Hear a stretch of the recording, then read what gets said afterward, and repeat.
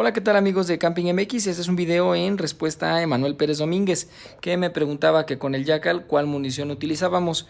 Bueno, yo utilizo dos. Una es la Magnum 5.5, que nos da tipo diablo de este.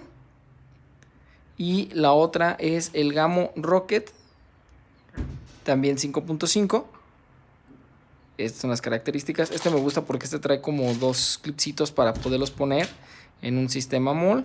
Y obviamente pues viene mucho mejor. Viene mucho mejor. Este trae punta un poquito más dura. Si ahí se alcance a ver. Creo que ahí se alcanza a ver. Entonces prácticamente puedes usar cualquier munición siempre y cuando sea 5.5.